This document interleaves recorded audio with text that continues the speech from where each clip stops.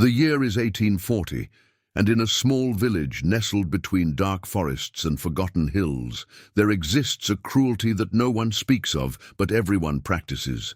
Elara Whitmore, 23 years old, with porcelain skin that bruises like fruit and bones that fracture from the smallest fall, has lived her entire life as the village's burden. Born with a condition that makes her body as delicate as spun glass, she's been called cursed, worthless, a waste of food and space. Her own family, the Whitmores, who once held minor standing in the village, have grown tired of her fragility.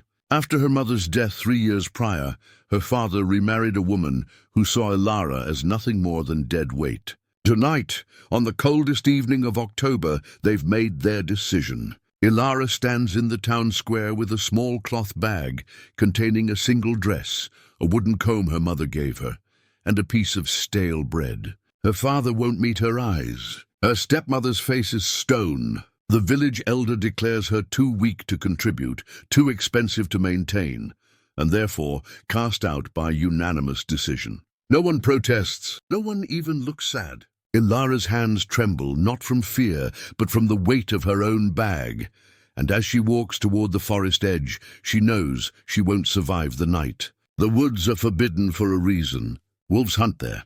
Bandits hide there.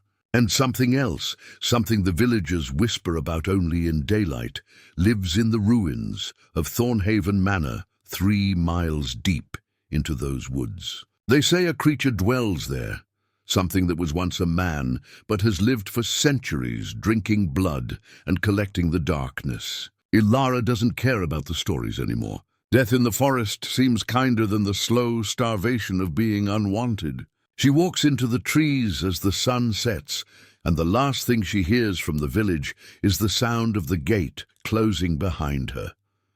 The forest floor is softer than she expected, carpeted with moss that glows faintly silver in the rising moonlight. Elara's legs ache after only 10 minutes of walking, her joints sending sharp pains up through her hips and spine. She's used to pain, has lived with it every day of her life, but exhaustion is different.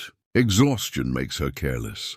Her foot catches on a root and she falls forward, her left wrist taking the impact. The snap is quiet, almost polite, but the pain is immediate and blinding. She bites down on her lip to keep from screaming, tasting copper as blood fills her mouth. Cradling her wrist against her chest, she leans against a tree and tries to breathe through the agony.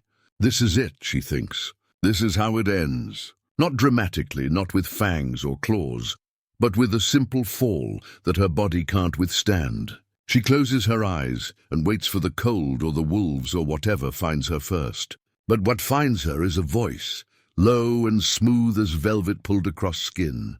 "You're hurt." Elara's eyes snap open. Standing 3 feet away is a man, though calling him just a man feels incorrect. He's tall, well over 6 feet, with black hair that falls past his shoulders and skin so pale it seems to drink in the moonlight rather than reflect it. His clothes are old-fashioned even by 1840 standards. A long black coat over a white shirt with a high collar, dark trousers and boots that make no sound on the forest floor. But it's his eyes that trap her. They're not red like the stories say. They're grey, the color of winter storms, and ancient in a way that makes her chest tighten. She knows what he is immediately. Everyone in the village knows the stories. This is the creature from Thornhaven Manor, the vampire who has lived in these woods for longer than anyone can remember. "I'm fine," Elara says, which is absurd, given her broken wrist and the blood on her lip. But she says it anyway, because what else is there to say to a monster who might kill you? The vampire tilts his head, studying her with an intensity that makes her feel transparent. "You're not fine. You're broken in at least 3 places, malnourished and hypothermic. You'll be dead before dawn if you stay out here." His words are clinical, detached, but not cruel. He states facts the way someone might comment on the weather. "Then I'll be dead," Elara says, surprised by her own calmness. "It doesn't matter." Something flickers across his face, too quick to name. He takes a step closer, and she forces herself not to flinch. If he's going to kill her, running won't help. Her body has never allowed her the luxury of fight or flight. "What's your name?" he asks. "Elara Whitmore." "Elara," he repeats, and her name sounds different in his mouth, like something valuable. I'm Adrian Thornhaven, and you're on my land, she almost laughs. Of course she is. Of course the universe would lead her directly to the vampire's doorstep. I'm sorry, she says, though she's not sure what she's apologizing for. I'll move on. To where? Adrian asks, and it's a genuine question, not rhetorical. You can barely stand. You have no supplies, no weapons, and your body is failing. Where exactly do you plan to go? Elara has no answer. The truth is, there's nowhere to go, never has been. She was born into a body that betrayed her, and a world that had no use for weakness. This forest, this moment, this is just the final confirmation of what she's always known. She's disposable. Adrian moves closer, and this time she does flinch. A tiny movement that sends pain radiating through her ribs. He stops immediately, raising his hands in a gesture of peace. I'm not going to hurt you, he says quietly, but you need help. Your wrist needs to be set and you need warmth and food. Let me take you to the manor. Why? The question bursts out of her before she can stop it. Why would you help me? Everyone knows what you are. You drink blood. You kill people. I did, Adrian says, and there's no shame in his voice, just acknowledgement. A long time ago. But I haven't killed anyone in over a century. I drink from animals now, deer mostly. It's not as satisfying, but it keeps me from becoming the monster you think I am. Elara searches his face for lies, and finds none. Maybe she's a fool. Maybe this is how he hunts, with kindness and false promises. But the alternative is dying alone in the cold, and suddenly that seems worse than whatever he might do to her.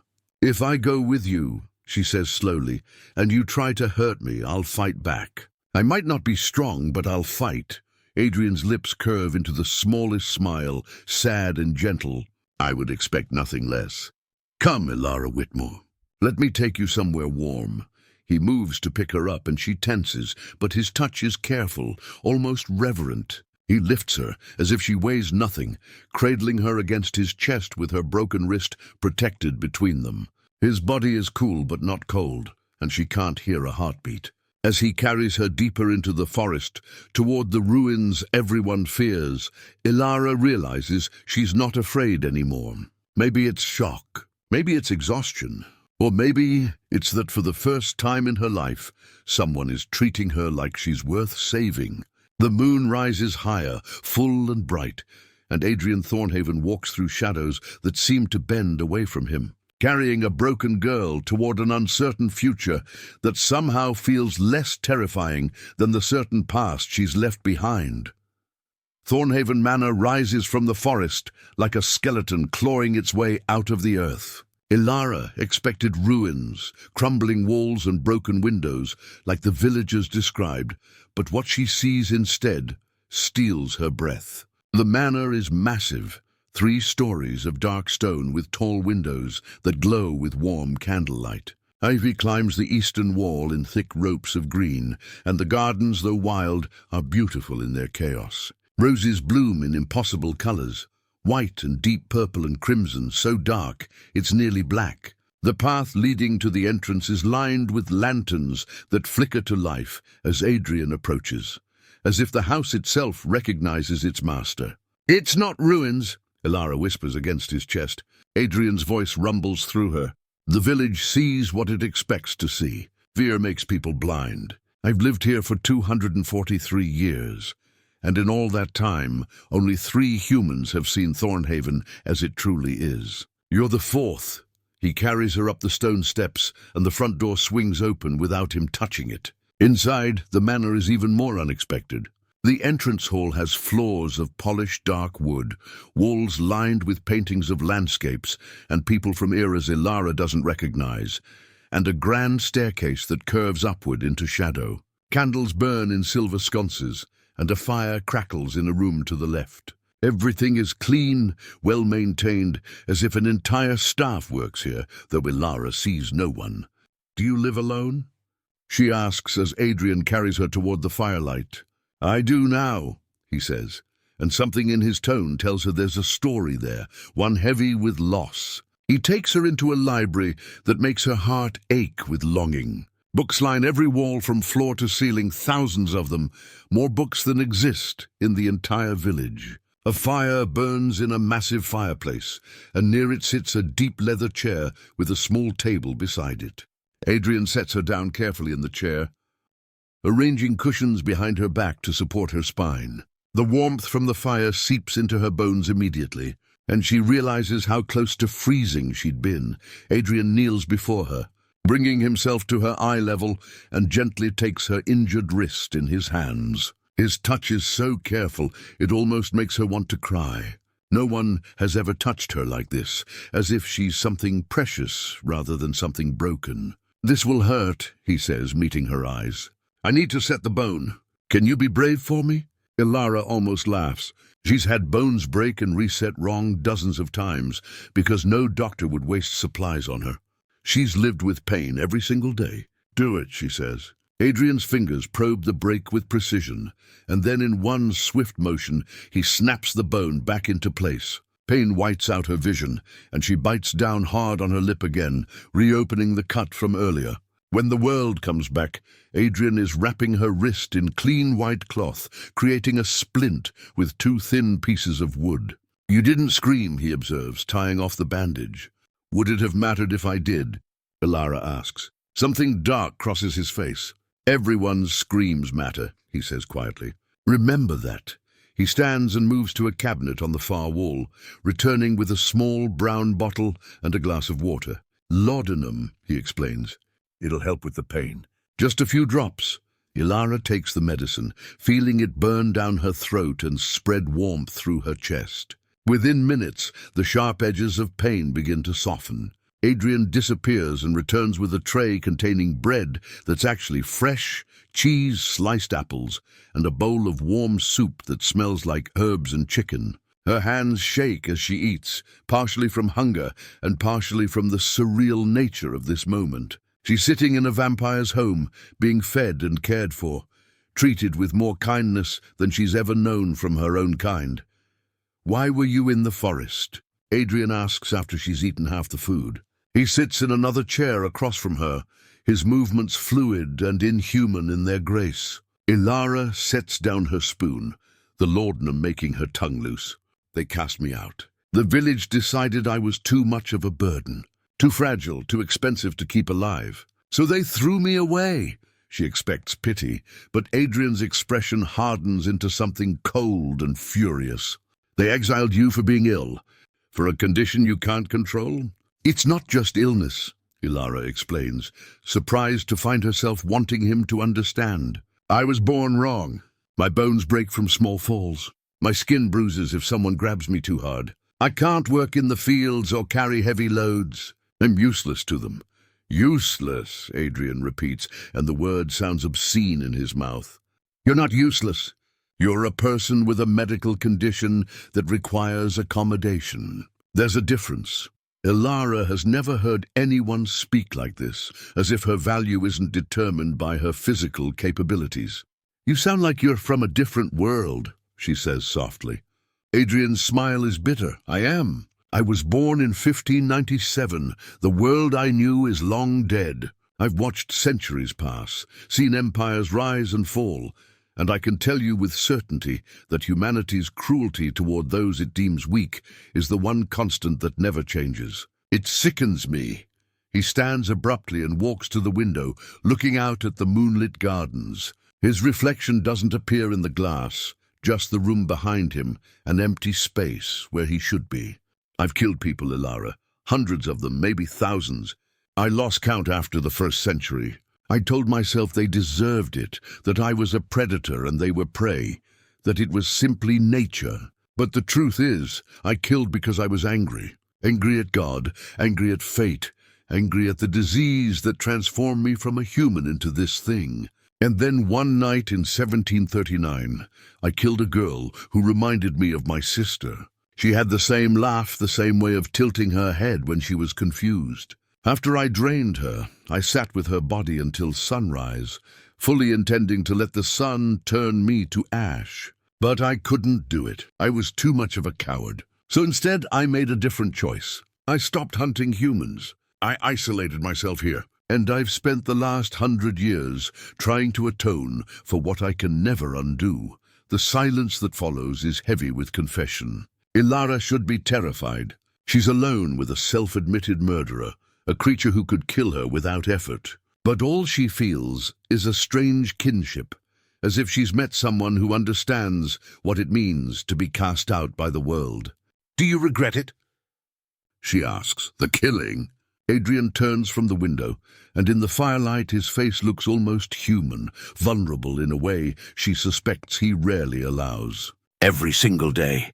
"Their faces haunt me. Sometimes I dream about them, which is absurd because vampires don't need sleep.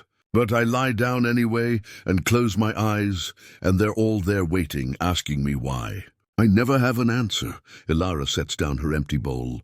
The laudanum has made her pleasantly numb, the pain in her wrist a distant throb. "The village would say you're evil, irredeemable. They'd say I should run from you, that you'll kill me the moment I let my guard down." "They might be right," Adrian says. "I haven't been this close to a human in years. Your blood, I can smell it from here. It sings to me, tells me how sweet it would taste, how easy it would be to just take what I want. The monster in me hasn't gone away, Elara. I've just learned to keep it chained. She should be afraid. Every instinct should be screaming at her to run. But instead she feels oddly safe because Adrian is being honest. He's not pretending to be something he's not. "Then why haven't you?" she asks. "Because you've suffered enough," Adrian says simply. "Because you were thrown away like garbage by people who should have protected you, and I'll be damned twice over before I add to that suffering. You deserve better. You deserve safety, care, a chance to heal. And if I can give you that, even for one night, then maybe I'm not completely beyond redemption."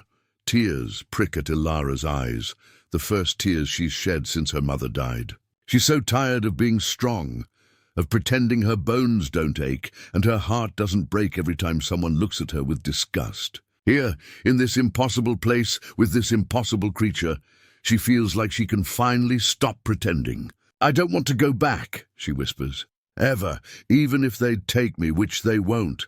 I can't go back to being nothing." Adrian crosses the room and kneels before her again, his ancient eyes meeting hers with an intensity that feels like a vow. "Then don't. Stay here. Stay as long as you want, as long as you need. I have more rooms than I could ever use, more food than I can eat. The manor is warded against intruders, both human and otherwise. You'll be safe here." "I give you my word. Why would you do that for a stranger?" Elara asks, though part of her already knows the answer. "Because I'm tired of being alone," Adrian admits, and the rawness in his voice cracks something open in her chest. "I've spent a century in isolation, convincing myself it was penance, that I deserved the loneliness. But maybe I was wrong. Maybe redemption isn't found in suffering alone. Maybe it's found in choosing to be better, to protect instead of destroy, to build something good in the ruins of what I've broken. You were cast out. So was I, in a way. Perhaps we can be cast outs together." The fire crackles and sparks, and outside the window the moon hangs fat and silver in a sky full of stars. Elara thinks about the village, about her father's averted eyes and her stepmother's cold satisfaction, about 23 years of being told she was worthless. Then she thinks about Adrian's careful hands setting her broken wrist, about the food he brought her, about the way he looks at her like she's a person rather than a problem. The choice, when she makes it, feels inevitable. "Okay," she says. "I'll stay." Adrian's smile transforms his face, making him look younger, almost human. "Thank you," he says, as if she's done him a favor rather than the other way around. "I promise you won't regret it." He helps her stand, supporting her weight when her legs wobble, and guides her up the grand staircase to a bedroom on the second floor. The room is beautiful, with a four-poster bed covered in soft quilts, a wardrobe carved with roses, and windows that overlook the garden. A fire already burns in the small fireplace, and candles cast warm light across everything. "This was my sister's room," Adrian says softly, helping Elara sit on the edge of the bed. "Catherine! She died of consumption in 1618, 3 years after I was turned. I couldn't save her. I kept this room exactly as she left it because I couldn't bear to change anything. But I think she'd be happy to know someone was using it, that it wasn't just a shrine anymore. Elara runs her hand over the quilt, feeling the quality of the fabric. Everything here is finer than anything she's ever owned. I'll take care of it, she promises. I know you will. Adrian moves toward the door, then pauses. If you need anything during the night, anything at all, call for me. I'll hear you. I'm always awake. After he leaves, Elara changes into a nightgown she finds in the wardrobe, soft cotton that smells like lavender. She climbs into the bed, and the mattress is so comfortable she could weep. For the first time in her life, she's warm, fed, and safe. Outside her window, the moon shines down on Thornhaven Manor, and somewhere in the house below, an immortal vampire sits alone, perhaps wondering if he's made the right choice. Elara closes her eyes and lets herself believe, just for tonight, that she might finally have found a place where she belongs. Sleep takes her gently, and she dreams of moonlight and roses, and grey eyes that see her as something worth saving. Elara wakes to sunlight streaming through. Windows she forgot to close, and the smell of fresh bread drifting up from somewhere below. For a disorienting moment, she thinks she's back in her father's house, that the previous night was a fever dream. But then she sees the carved wardrobe and the quality of the linens, and remembers. She's in Thornhaven Manor. She's living with a vampire. Her wrist throbs dully, but the pain is manageable, and when she examines the splint, she finds it expertly wrapped. Moving carefully, she gets out of bed and finds her dress from yesterday cleaned and folded on a chair near the wardrobe. Next to it is another dress, deep green wool with simple embroidery at the collar, finer than anything she's ever worn. A note in elegant script reads, "This was Catherine's. She would want you to have it." Elara changes slowly, mindful of her injuries, and makes her way downstairs. Following the smell of bread and something else, coffee maybe, a luxury she's only heard about. She finds Adrian in a large kitchen that's surprisingly modern for a house this old. He stands at a wooden counter, slicing bread with inhuman precision, and when he hears her enter, he turns with a smile that makes him look almost boyish. "Good morning," he says. "I wasn't sure when you'd wake. How's the wrist?" "Painful but bearable," Elara answers honestly, still not used to someone asking about her well-being. "I found the dress." "Thank you. It suits you better than it ever suited Catherine. She hated green, always said it made her look sickly. Please sit." He gestures to a small table by the window where he's laid out a feast. Fresh bread, butter, jam, cheese, sliced meat, boiled eggs, and a pot of actual coffee steaming in the morning light. Elara sits carefully and Adrian serves her, his movements graceful and attentive. "You made all this?" she asks, overwhelmed by the abundance. "I can't eat it, but I remember how.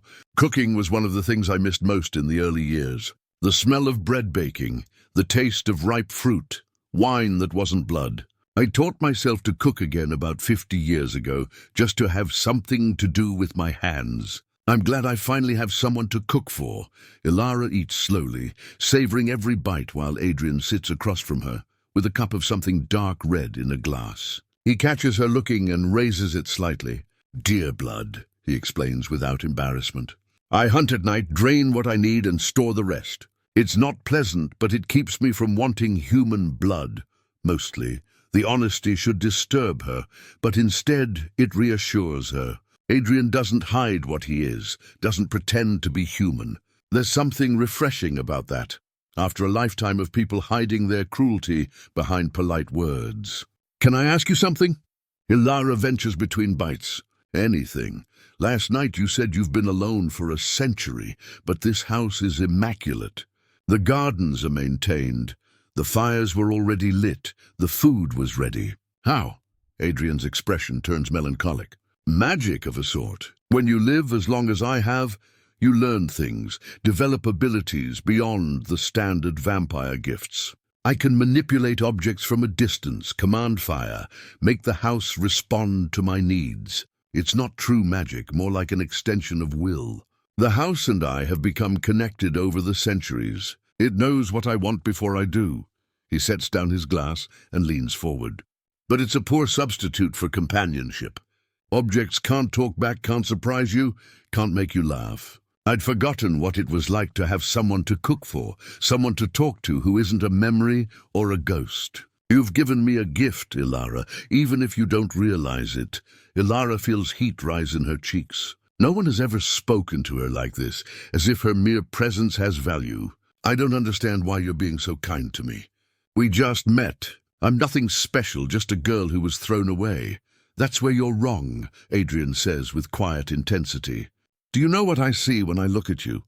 I see someone who has survived 23 years in a body that fights against her, in a world that offered no mercy.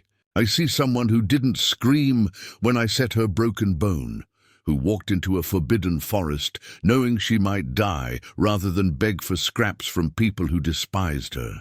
I see strength, Elara, real strength, the kind that has nothing to do with muscles or endurance. You are far more resilient than you give yourself credit for.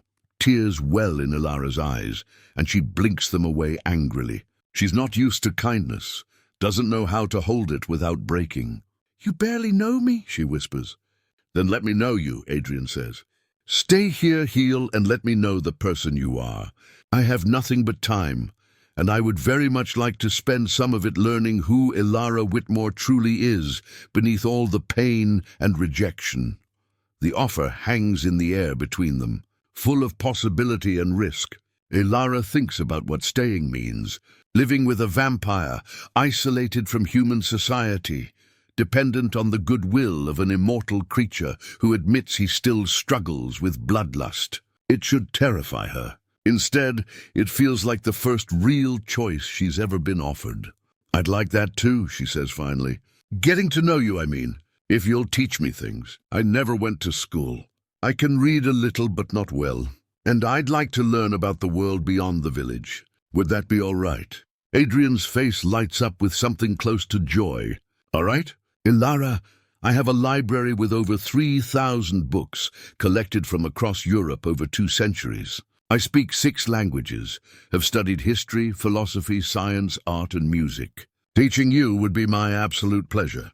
We'll start today if you're feeling up to it, and so they do. After breakfast, Adrian gives her a tour of the manor, showing her room after room, filled with treasures from different eras.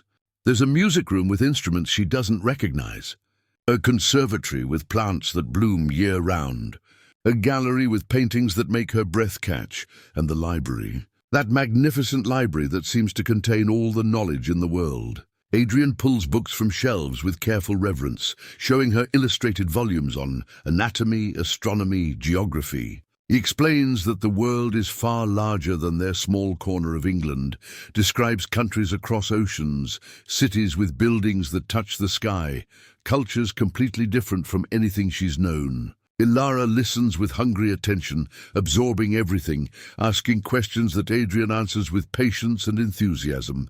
Days blur into a week, then 2. Elara's wrist heals slowly under Adrian's careful attention. He changes her bandages each evening, checks the bone's alignment, makes sure she's not developing infection. He creates a schedule for her, gentle exercises to maintain what strength she has without overtaxing her fragile body. He cooks meals that are designed to help her gain weight, to give her malnourished body the nutrients it's been denied. And he teaches her. Every afternoon, they sit in the library and Adrian becomes her tutor, teaching her to read properly, to write in elegant script, to understand mathematics and history and literature. He reads to her from novels, poetry, plays. He teaches her French because he says it's the language of romance and she should know how to speak beautifully. He shows her maps and explains how the world works, the politics and wars and discoveries that have shaped humanity. Elara learns that she's intelligent, that her mind is sharp and quick when given the chance. She devours knowledge like she once devoured the meals Adrian prepares, hungry for everything she's been denied. And slowly, carefully, they learn each other. Elara discovers that Adrian loves music, but can no longer play instruments because his vampiric strength breaks them too easily. She learns that he writes poetry in Italian and Latin, that he collects pressed flowers from the garden and keeps them in books like memories. She learns that he's funny, with a dry wit that catches her off guard and makes her laugh in a way she hasn't laughed since childhood.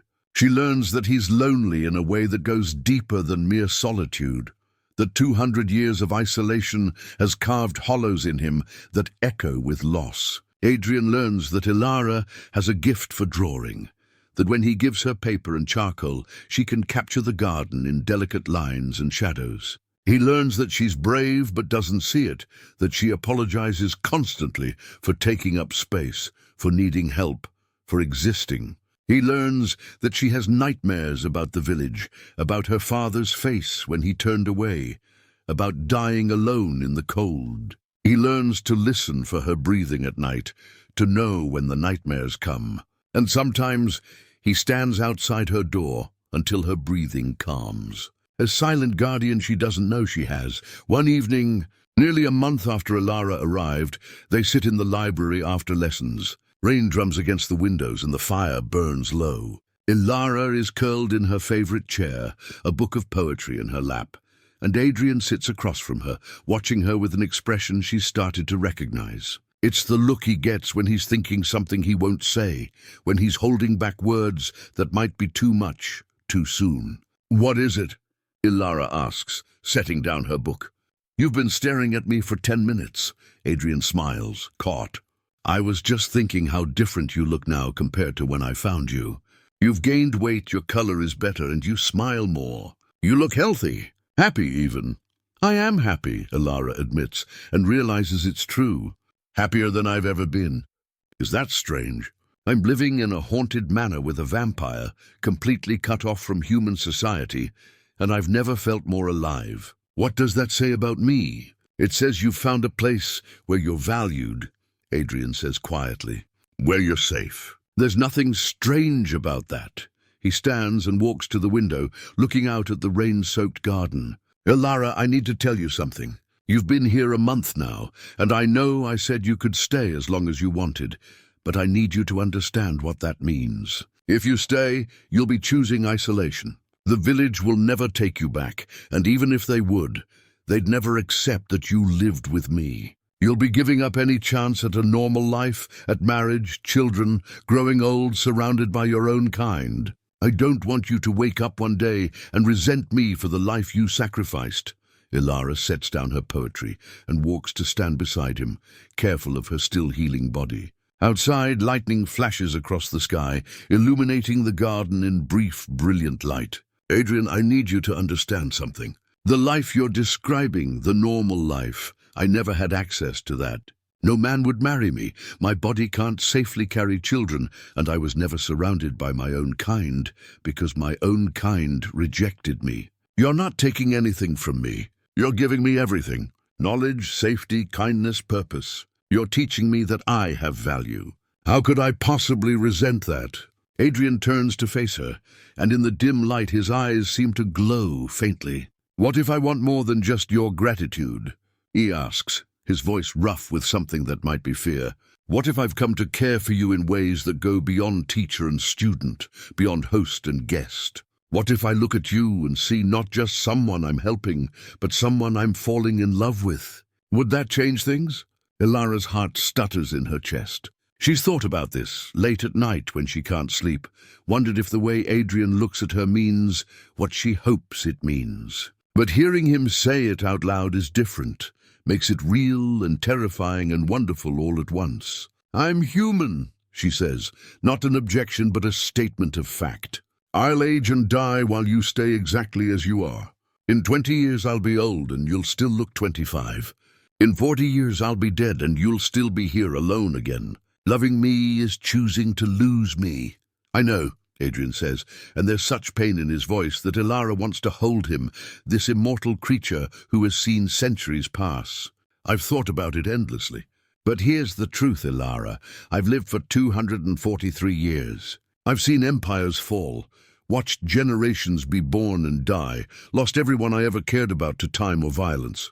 I thought immortality meant I should stop caring, stop loving, because love only leads to loss. But this past month with you has taught me something. Choosing not to love because it will end in pain isn't protection, it's just a slower death. I would rather have 20 or 40 years with you, loving you, knowing you, making you happy, than spend another 2 centuries alone and safe. You're worth the pain of losing you.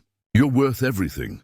Tears stream down Elara's face now, but they're not sad tears. They're the tears of someone who has been given something they never thought they could have. I love you too, she whispers. I didn't think I could, didn't think my heart was capable after so much rejection, but you made me feel human again. You made me feel worthy.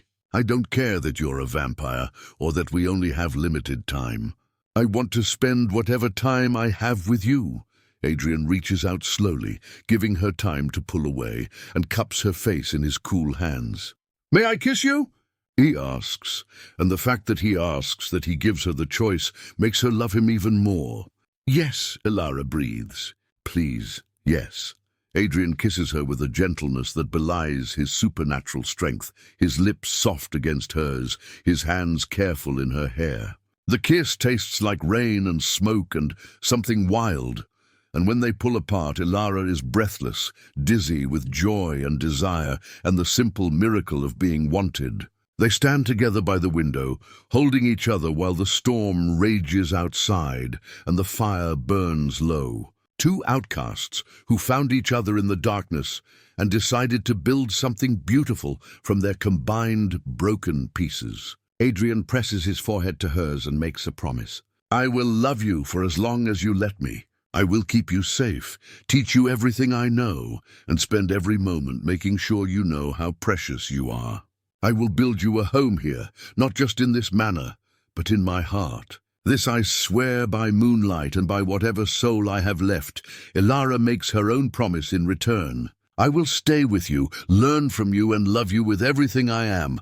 I will make this place a home instead of a tomb. I will give you reasons to smile, to hope, to believe that redemption is possible. This I swear by every star in the sky and every beat of my fragile heart. Outside, the storm reaches its crescendo, thunder shaking the windows, lightning turning night to day. But inside Thornhaven Manor, in a library full of books and firelight, two impossible souls find exactly what they've been searching for. Not salvation, not redemption, but something simpler and infinitely more valuable. Someone to love them exactly as they are. Broken pieces and all, winter arrives at Thornhaven Manor like a whispered secret, transforming the gardens into a wonderland of frost and ice that glitters under moonlight. Elara watches the first snow fall from the music room window, wrapped in a thick shawl that Adrian brought her from somewhere in the manor's vast collection of forgotten things. 3 months have passed since that night in the library when they confessed their love. 3 months of learning what it means to build a life with someone who exists outside the normal rules of mortality. Adrian comes up behind her, wrapping his arms around her waist and resting his chin on her shoulder. His body is cool against her back, but she's learned to love that coolness, the way it soothes her constant aches and pains. Beautiful, isn't it? He murmurs against her ear. I've seen 243 winters, and they still take my breath away. Well, they would if I needed to breathe. Elara laughs and leans back against him. You're in a good mood tonight. I'm always in a good mood when you're near, Adrian says, pressing a kiss to her temple. But yes, I have a surprise for you. Come with me. He takes her hand and leads her through the manor's corridors, past rooms she's explored and rooms she hasn't, until they reach a door she's never noticed before. It's small, almost hidden in the wallpaper, and when Adrian opens it, a narrow staircase spirals upward into darkness. Can you manage stairs? He asks, always mindful of her limitations. I'll go slow, Elara promises, curious now. They climb together, Adrian staying close in case she stumbles, and emerge onto the manor's highest tower. It's a circular room with windows on all sides, and Adrian has transformed it into something magical. Blankets and pillows cover the floor, candles burn in protected lanterns, and a telescope points toward the sky. But the most stunning thing is the view. Through the windows, Elara can see for miles. The forest stretches out like a dark sea. The village is a cluster of distant lights, and above it all, the sky blazes with stars so bright and numerous they look like scattered diamonds. Adrian, what happens if I want to stay with you forever, not as a human growing old while you stay young, but as what you are? Is that possible? Adrian sets down his book, his expression careful. Are you asking me if I would turn you? Make you a vampire? I'm asking if it's something we could consider, Elara says. Not now, maybe not for years, but eventually.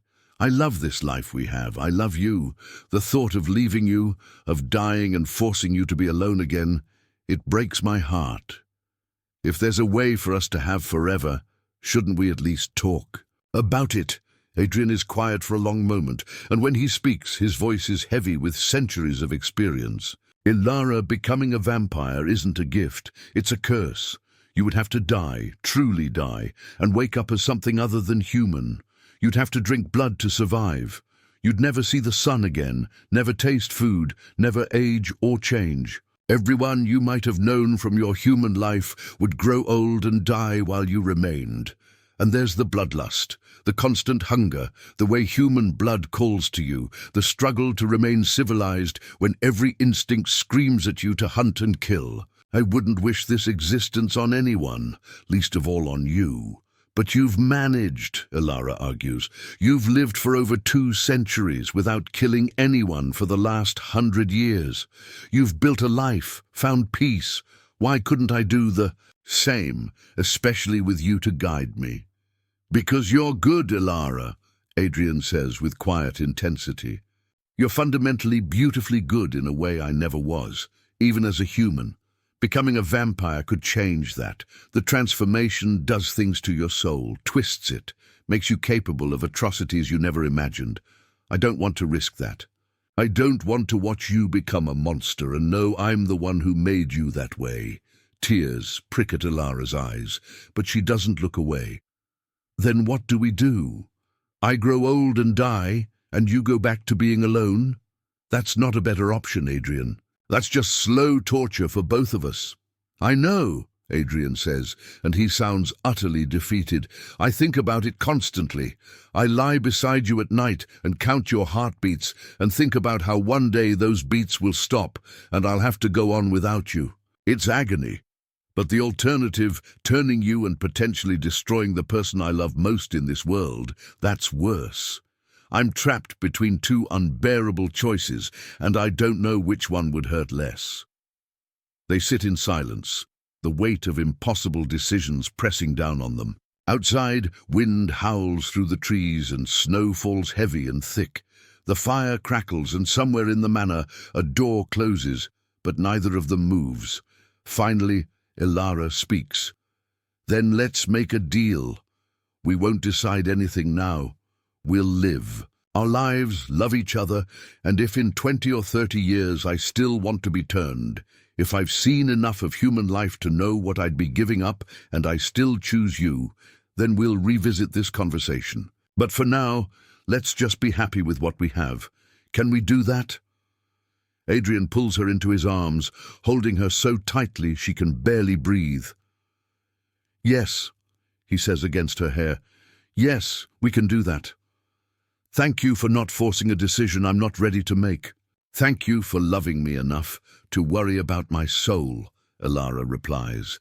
They hold each other while the winter storm rages outside, 2 souls bound by love and separated by mortality, trying to steal whatever happiness they can from a universe that seems determined to keep them apart. But for now, in this moment, they have each other, and for now, that's enough. Spring arrives with a violence that surprises Elara, winter's grip releasing all at once to reveal gardens exploding with color. The roses Adrian tends bloom in shades that shouldn't exist in nature. Deep blues and blacks alongside traditional reds and whites, and the air fills with perfume so thick it's almost visible. Elara has been at Thornhaven for 7 months now, and her body has transformed in ways she never thought possible. Adrian's blood, given in careful doses, has strengthened her enough that she can walk the garden paths without fear of collapsing, can spend hours in the library without exhaustion overwhelming her. She's gained weight, Her cheeks have color, and when she looks in the mirror, she sees someone who looks alive rather than half dead. But more than physical changes, she's changed inside. The frightened girl who was cast out has been replaced by a woman who knows her own mind, who reads philosophy and argues with Adrian about ethics and morality, who draws portraits that capture not just faces, but souls. She's become confident in ways that have nothing to do with physical strength and everything to do with being loved exactly as she is. One warm afternoon in April, Elara is in the garden sketching the roses when she hears something that makes her blood run cold. Voices. Human voices, multiple people, coming from the direction of the forest. She's been so isolated for so long that the sound of anyone other than Adrian feels wrong, invasive. She stands quickly, too quickly, and pain shoots through her hip, a reminder that despite improvements, she's still fragile. The voices grow louder, and then she sees them. 5 men from the village, including her father and stepbrother Marcus, emerging from the tree line with torches even though it's daylight. They're armed with axes and makeshift weapons, and their faces are twisted with the kind of righteous anger that leads to violence. Adrian appears beside her so suddenly she gasps, moving with vampire speed she rarely sees. His face is expressionless, but his eyes have gone dark, dangerous in a way she's never witnessed. "Get inside," he says quietly. "Now, Elara." "What's happening?" she asks, but she already knows. The village has come for her, or for Adrian, or for both of them. "Now," Adrian repeats, and something in his tone makes her obey. She hurries toward the manor as fast as her body allows, but before she reaches the door, she hears her father's voice. "Elara, Elara, stop!" She freezes, old instincts warring with new loyalty. Slowly, she turns. Her father looks older than she remembers, his face lined with exhaustion. Marcus stands beside him, bigger and meaner than ever, holding an axe like he knows how to use it. The other 3 men she recognizes from the village, farmers and laborers who never spoke to her when she lived there. "You need to come home," her father says, and he actually sounds concerned, which would be touching if it weren't 7 months too late. "It's not safe here. That creature has bewitched you. We've come to save you." Elara laughs, the sound bitter and sharp. "Save me? You threw me away, father. You cast me out to die because I was too expensive to keep alive. Where was this concern? When you closed the village gate on me. That was a mistake," her father says, though he doesn't sound convinced. "Your stepmother, she pressured me. I should have fought harder for you, but you're alive, thank God, and now you can come back. We'll take care of you properly this time." "Liar," Adrian says, his voice cutting through the air like a blade. He's moved to stand slightly in front of Elara, protective without being obvious. "You don't want her back. You want to ease your guilty conscience.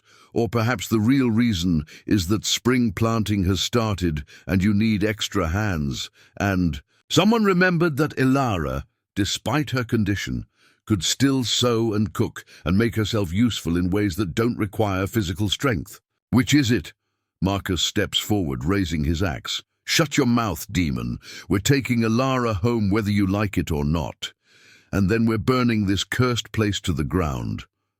"I'd like to see you try," Adrian says, and his voice has dropped to something inhuman, something that carries the weight of 2 centuries of violence. His eyes have gone completely black, and when he smiles, Elara sees his fangs for the first time, fully extended. He looks terrifying, beautiful, and absolutely deadly. The village men hesitate, fear finally catching up with their anger. But Marcus, stupid and brave in equal measure, charges forward with his axe raised. Adrian moves so fast he's nearly invisible, catching Marcus by the throat and lifting him off the ground with one hand. "I could break your neck before your friends take another breath," Adrian says conversationally. "I could drain you dry in 30 seconds. I could tear you apart and scatter the pieces across my garden. I have done worse things to better men. Give me one reason why I shouldn't." Because I'm asking you not to, Elara says, moving to Adrian's side despite her fear. She puts her hand on his arm and feels the tension there, the barely controlled violence. Please, Adrian, don't prove them right about you. Adrian's eyes flick to her, and slowly the blackness recedes, replaced by grey. He lowers Marcus, who collapses to his knees, gasping for air. You're right, Adrian says quietly. Thank you. He turns back to the village men, and when he speaks, his voice is calm, but carries an undercurrent of menace that makes them all take a step back. Here is what's going to happen. You're going to leave my property and never return. Elara is staying here of her own free will. She's healthy, happy, and safer than she ever was in your village. If you try to take her by force, I will stop you, and I won't be gentle about it. If you try to burn my home, I will retaliate in ways that will make you wish you'd never been born. Am I making myself clear? She's been bewitched, one of the other men stammers. No vampire would keep a human alive unless he was using her for something dark. The only dark thing here is your imagination, Elara says, finding her voice. She steps fully in front of Adrian, facing the men who represent everything she's escaped. Adrian saved my life. He's taught me, cared for me, loved me in ways none of you ever did. I'm not bewitched. I'm choosing to stay. And if you had any decency, any real concern for my well-being, you'd respect that choice and leave. Her father's face crumples, and for a moment she sees genuine grief there. Elara, please. You're my daughter. I know I failed you, but it's not too late. Come home. I am home, Elara says, and means it with every fiber of her being. This is where I belong. With Adrian in this manner living this life, you made your choice when you cast me out. Now I'm making mine. I'm staying. The silence that follows is broken only by birdsong and the rustle of wind through roses. The village men look at each other, uncertain now. They came expecting to rescue a damsel in distress, and instead found a woman who doesn't want rescuing. Finally, her father nods, defeated. If you ever change your mind, he says quietly, if you ever need help, come to the village. The gate will be open for you. It's an empty offer, and they both know it, but Elara appreciates the gesture anyway. Thank you, she says. But I won't. The men retreat into the forest, Marcus shooting hateful looks over his shoulder until the trees swallow them. When they're gone, Elara's legs give out and she sits hard on the garden path, shaking with reaction. Adrian is beside her instantly, gathering her into his arms. I'm sorry, he says into her hair.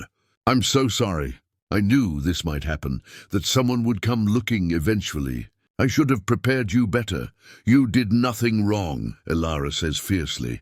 You defended us, defended our home. I'm not upset with you. I'm just, I don't know, overwhelmed. I thought I was past caring what they thought. But seeing my father again, hearing him say he made a mistake, it brought up feelings I thought I'd buried. What kind of feelings?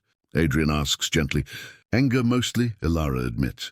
Anger that he waited 7 months to have regrets. Anger that he thought he could just take me back like nothing happened. And relief because I got to tell him no. I got to choose you, choose this life, choose myself. That felt powerful.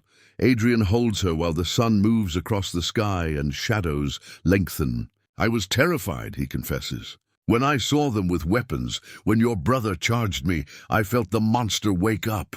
For the first time in decades, I wanted to kill, wanted blood and violence. If you hadn't stopped me, I might have done something unforgivable. But you didn't, Elara points out. You stopped because I asked you to. That's not a monster, Adrian. That's a man who loves me enough to choose control over instinct. I'm proud of you. They go inside as evening falls, and Adrian makes Elara tea laced with a few drops of his blood to help with the shock and the pain from her sudden fall. They sit in the library, comfort and safety wrapping around them like a blanket, and talk through what happened. Do you think they'll come back? Elara asks. No, Adrian says with certainty. They got a glimpse of what I'm capable of. Fear will keep them away. But Elara, we need to talk about what this means for your future. The village knows you're alive now. They know you're with me. If can smell everything.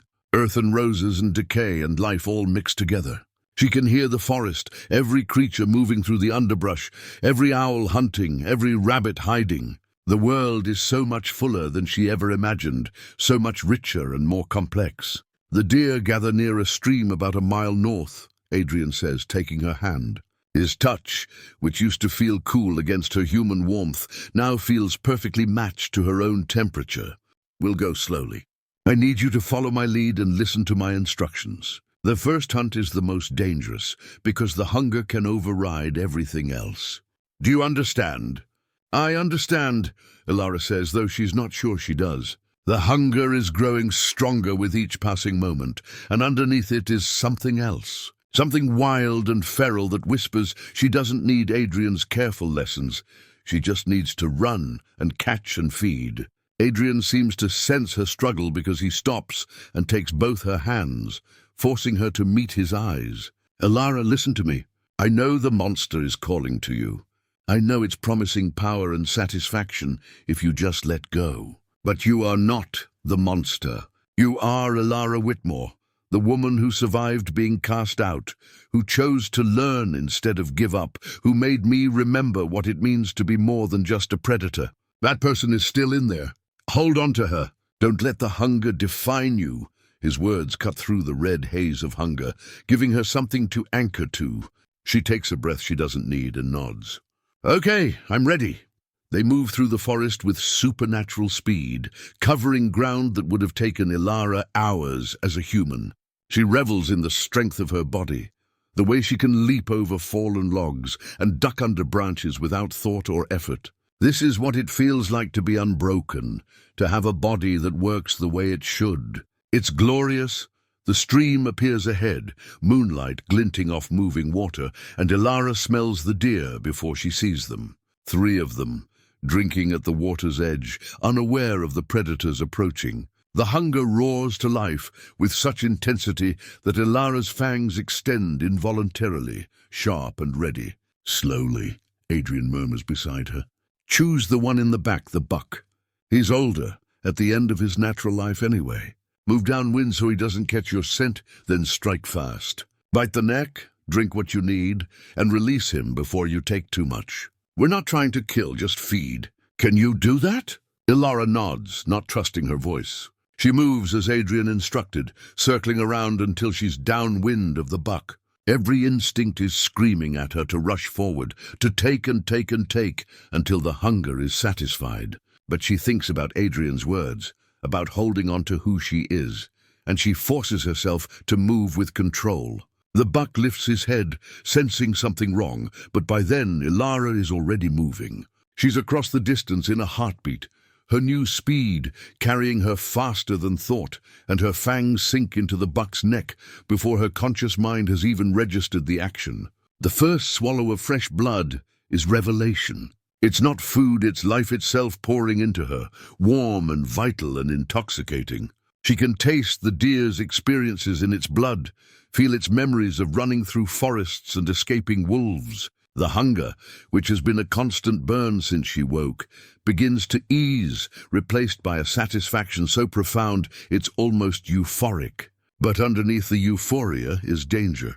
The more she drinks, the more she wants. The voice in her head is insisting she drain the deer completely, that one isn't enough, that she should hunt the other 2 as well. Her grip on the buck tightens, and she feels its heartbeat faltering under her assault. Elara, Adrian's voice cuts through the bloodlust. That's enough. Let him go, now. It's the hardest thing she's ever done, harder than surviving the village's cruelty, harder than walking into the forbidden forest expecting to die. But Elara releases the buck, her fangs withdrawing, and steps back. The deer staggers, weakened but alive, and after a moment it bolts into the forest, leaving her standing there with blood on her lips and shame in her heart. I almost killed it, she says, her voice small and horrified. I wanted to. The hunger, Adrian, it's so strong. How do you resist it? Practice, Adrian says, pulling her into his arms. 200 years of practice. But Elara, you did resist. On your first hunt, with the hunger at its strongest, you stopped when I asked you to. That's remarkable. Most new vampires can't control themselves at all in the beginning. You're already showing more restraint than I had for my first decade. They return to the manor, and Adrian helps Elara clean the blood from her face and hands. She catches her reflection in a mirror and freezes. The face looking back at her is and isn't hers. Same features, same dark hair, but her eyes have changed. They're lighter, almost silver, and they glow faintly in the dim light. Her skin is flawless, all the small scars and imperfections from her human life erased. She looks beautiful in a way that's slightly wrong, too perfect, too otherworldly. "I look like a monster," she whispers. Adrian appears behind her in the mirror.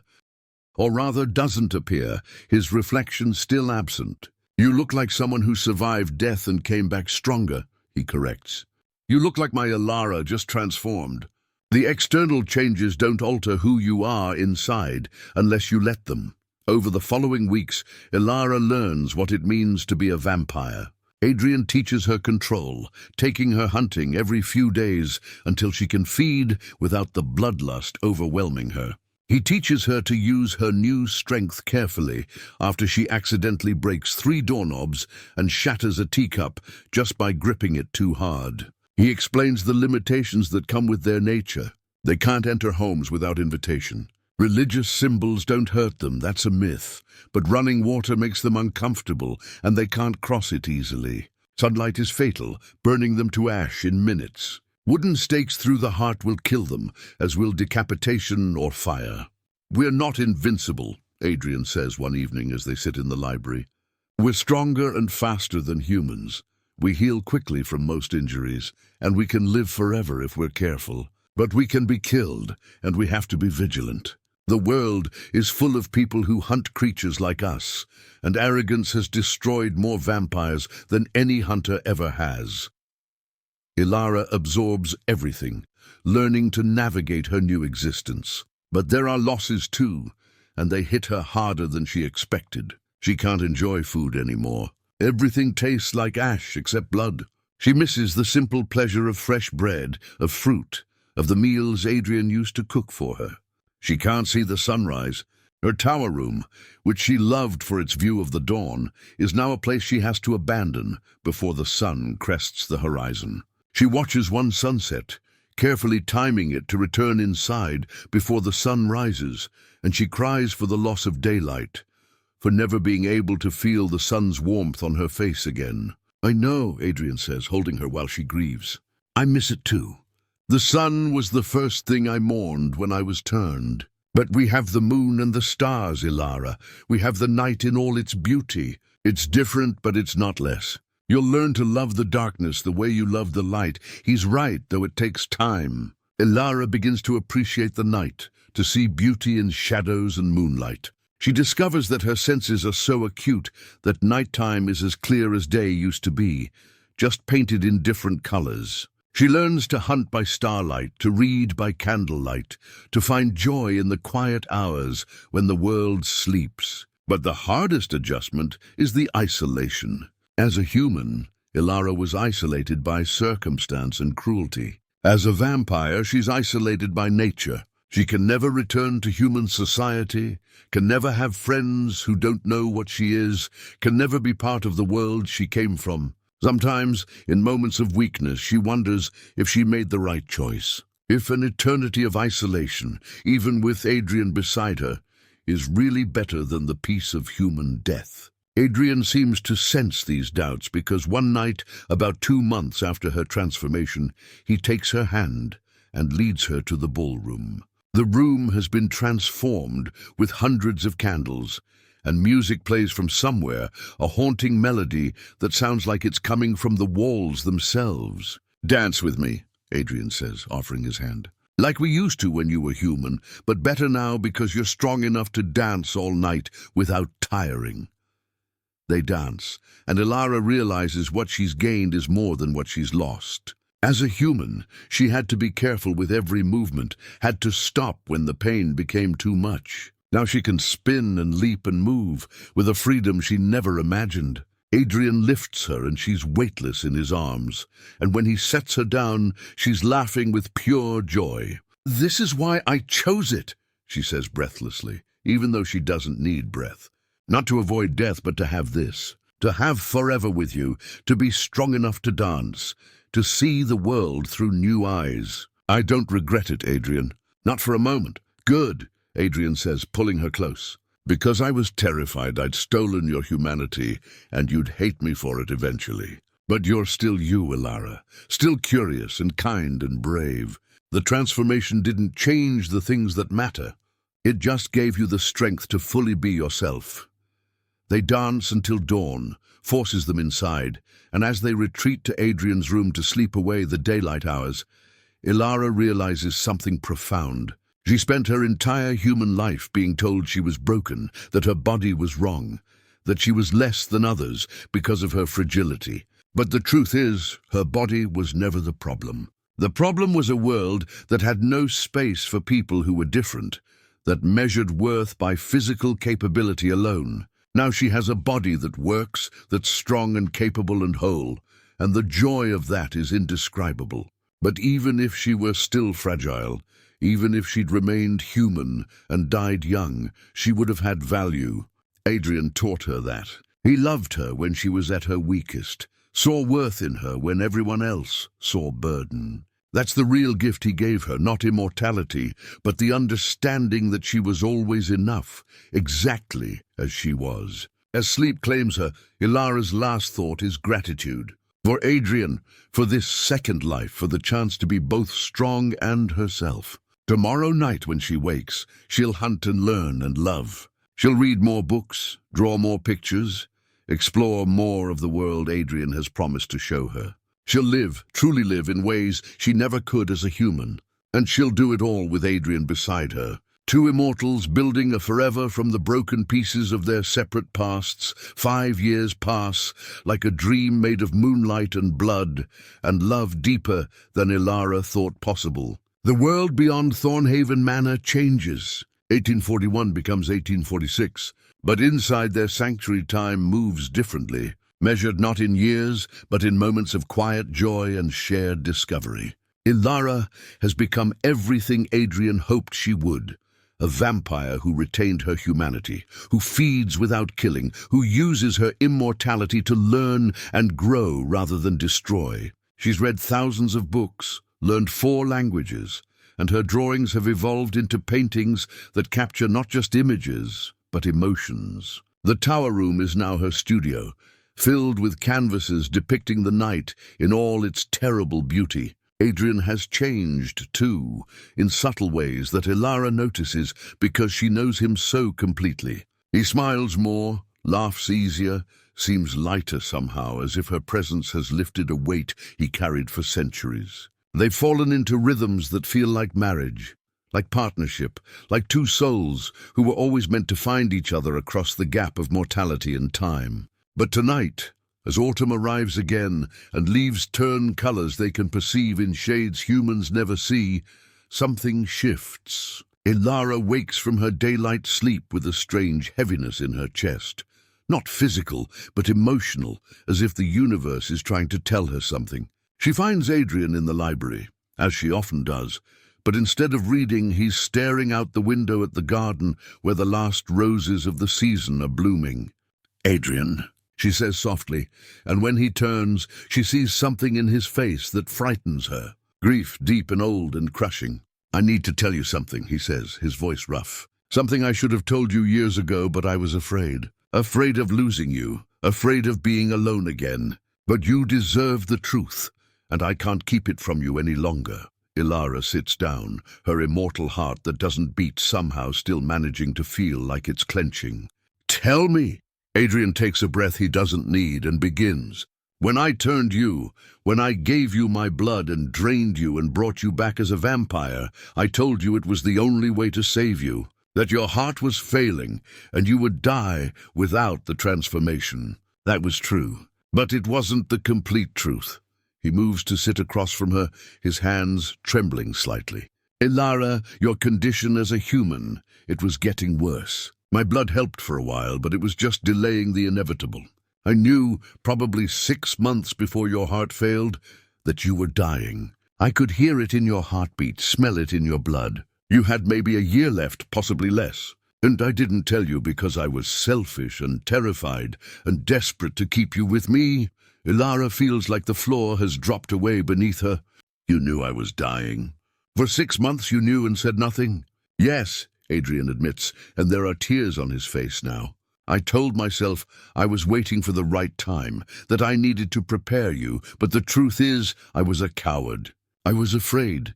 If I told you how little time you had left, you'd panic and make a decision you'd regret. Or worse, that you'd choose death over transformation and I'd lose you forever. So I kept quiet and hoped for a miracle, and when your heart finally failed, I used it as justification to turn you without giving you a real choice. I manipulated you, Elara. I took away your agency because I couldn't face the thought of existing without you, and I've hated myself for it every single day since. The silence that follows is thick enough to drown in. Elara's mind is racing, processing this revelation and what it means. She remembers that night, the pain in her chest, the fear, the choice that felt urgent and necessary. Had it been a choice at all, or had Adrian engineered the circumstances to force her hand? Say something, Adrian pleads. Yell at me, hate me, tell me I'm the monster I've always feared I was. Just please, say something. Elara stands and walks to the window, looking out at the garden where she took her first steps as a human living at Thornhaven, where Adrian found her broken and chose to heal her. She thinks about the last 5 years, about everything she's learned and experienced, about the strength she's gained and the love they've shared. She thinks about who she was as a human, fragile and frightened, and convinced of her own worthlessness. Then she thinks about who she is now, powerful and confident and free in ways she never imagined possible. I'm angry, she says finally, turning to face him. I'm angry that you kept the truth from me, that you didn't trust me to make my own decision about my death. I'm angry that you were selfish, that you put your fear of loneliness above my right to know what was happening to my own body. Adrian flinches as if her words are physical blows, but he doesn't look away. You have every right to be angry. I was wrong. There's no justification for what I did. But, Elara continues, and something in her voice makes Adrian look up with desperate hope, I'm also grateful. Because if you had told me I was dying, if you'd given me 6 months to think about it, I might have chosen differently. I might have been too afraid to become what you are, might have convinced myself that dying human was nobler than living as a vampire. And I would have missed all of this. She gestures around the library, but she means more than just the room. She means the life they've built, the love they've shared, the person she's become. Adrian, you took away my choice, and that was wrong. But you also gave me a life I never could have imagined. You gave me strength and time and the ability to become who I was, always meant to be. I can be angry about how it happened and still be grateful for the result. Both things can be true. Adrian stands, moving toward her cautiously. Does this mean you forgive me? Eventually, Elara says honestly. Not today, maybe not tomorrow, but eventually. Because I love you, and love means forgiving the people who hurt us when they're truly sorry. And you are sorry, aren't you? More than you could possibly know, Adrian says, his voice breaking. I've been carrying this guilt for 5 years, watching you be happy and knowing I didn't give you a fair choice. I kept telling myself I'd confess, but I was too afraid of losing you. I'm still afraid. Elara, if you want to leave, if you need time away from me to process this, I'll understand. I'll hate it, but I'll understand. Elara considers this. Part of her wants to rage at him, to make him feel a fraction of the betrayal she's experiencing. But another part, the part that has loved him for 6 years, understands why he did what he did. Fear makes people do terrible things, even people who are trying to be good. Adrian spent a century alone, punishing himself for his past crimes, and then he found someone who made him want to live again. Of course he fought to keep that, even if the methods were wrong. I'm not leaving, she says firmly. I'm hurt and I'm angry, but I'm not leaving. We're going to work through this together, because that's what people who love each other do. They face the hard things and come out stronger on the other side. "But Adrian, you need to promise me something." "Anything," Adrian says immediately. "Never lie to me again. Never keep important information from me because you're afraid of how I'll react. I'm not fragile anymore, not in body or spirit. I can handle the truth, whatever it is. Promise me you'll always be honest, even when it's hard." "I promise," Adrian says, and she believes him. No more secrets, no more lies. Complete honesty always. They hold each other in the library while candles burn low, and the night deepens outside. Elara grieves for the choice she didn't get to make, but she also acknowledges the life she has because of Adrian's terrible, selfish, loving decision. It's complicated, like all real relationships are, full of hurt and healing in equal measure. Over the following weeks, they talk through everything. Adrian tells her about the signs he noticed, the gradual weakening of her heartbeat, the way her body was slowly shutting down. Elara tells him how it feels to know she was dying without realizing it, how violated she feels that he kept it secret, but also how relieved she is that she didn't have to spend her last months as a human knowing death was coming. They fight, something they've rarely done, voices rising in anger that's cathartic and necessary. They cry, both of them, mourning the imperfect way they came together and grieving for the easier path they might have had if Adrian had been braver. But through it all, they never stop loving each other. Love, Elara learns, isn't about perfection. It's about choosing to stay even when things are hard, about forgiving even when you're hurt, about building something beautiful from flawed materials. And slowly, painfully, honestly, they heal. 3 months after Adrian's confession, on a cold December night when snow falls thick and fast outside the manor, Elara comes to a realization. She's been thinking about the human girl she was, the one who was cast out by her village and found shelter with a vampire. That girl was so certain of her own worthlessness, so convinced that her fragility made her less than human. But that girl was wrong. Her worth had nothing to do with her body's capabilities. She was valuable because she was kind, intelligent, resilient, and capable of love, even after being shown cruelty. The transformation didn't give her worth. It just gave her the ability to see the worth that was always there. She finds Adrian in the garden, standing among the bare rose bushes that will bloom again in spring. Snow dusts his dark hair and catches on his coat, and he looks like something out of a fairy tale, beautiful and sad and eternal. "I forgive you," Elara says, and Adrian turns to her with such hope in his eyes it makes her chest ache. "Completely, fully, I forgive you. What you did was wrong, but it came from love and fear, and I understand both of those things. We're not perfect, either of us. We're just two people who found each other in the darkness and decided to build a light together. That's enough. That's everything." Adrian crosses the distance between them and pulls her into his arms, holding her so tightly she can feel the desperation in his grip. "Thank you," he breathes into her hair. "Thank you for forgiving me, for staying, for loving me even when I don't deserve it. I swear to you, Elara, I will spend the rest of eternity proving that your trust in me isn't misplaced." "I know you will," Elara says. "And I'll spend eternity reminding you that you're not the monster you fear you are. We'll take care of each other the way we always have."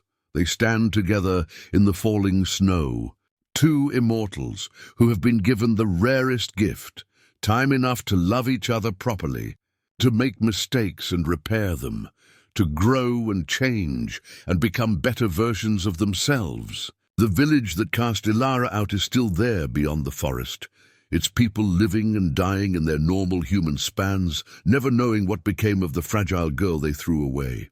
Her father died 2 years ago. Adrian heard it from travelers passing through the forest and told Elara gently, giving her space to grieve if she needed it. She felt sadness, but not the crushing grief she might have expected. He was her father, but he gave up that right when he abandoned her. She mourned not for the man he was, but for the father he could have been if he'd been braver.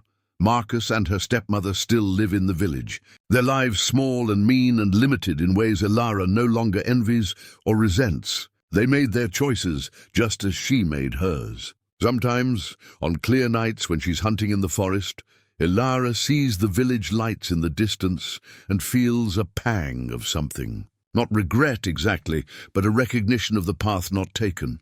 If the village had kept her, if they'd cared for her instead of casting her out, she would have died young and human, probably before her 25th year. She would have lived a life of pain and limitation, never knowing what she was capable of, never experiencing real love, never becoming the person she was meant to be. The cruelty that seemed so unbearable at the time was actually a gift in disguise. It forced her out of a life that was killing her slowly and into the arms of someone who saw her value when no one else could. Tonight, as snow continues to fall and Christmas approaches, Adrian has a surprise. He leads Elara to the ballroom, which has been decorated with evergreen boughs and candles and looks like something from a dream. They close the curtains against the coming dawn and lie down together in the darkness. Outside, the world continues its endless turning, seasons changing, people living and dying, history marching forward without pause. But inside Thornhaven Manor, time means something different. It means endless nights to learn and grow and love. It means forever, not as a burden, but as a gift. It means two souls, who were both cast out, both broken in different ways, who found each other in the darkness and built a home by moonlight. Elara's last thought before sleep claims her is gratitude, not despite the pain she suffered, but because of it. Every moment of rejection, every instance of cruelty, every time she was told she wasn't enough, it all led her here. To Adrian, to immortality, to a life where she's valued and loved and whole. She was cast out for being too fragile, thrown away like something broken beyond repair. But she wasn't broken. She was just waiting for the right person to see her value, to love her exactly as she was, to build her a home where she could finally become who she was always meant to be. And Adrian did that. He gave her shelter, safety, knowledge, strength, and most importantly, love that asked nothing in return except her happiness. In the end, that's what saves them both. Not immortality, not power, not even the magic of Thornhaven Manor, just love, simple and complicated and absolutely necessary. The kind of love that sees someone at their worst and chooses to stay. The kind of love that forgives mistakes and grows stronger through adversity. The kind of love that two outcasts can build together, one moonlit night at a time. They sleep, husband and wife, as the sun rises over a world they can no longer walk in. But they don't need the sun anymore. They have each other, and they have forever, and they have a home built on blood and moonlight, and a love that death itself couldn't end. And in the gathering light of a new day they'll never see, that is more than enough. It's everything.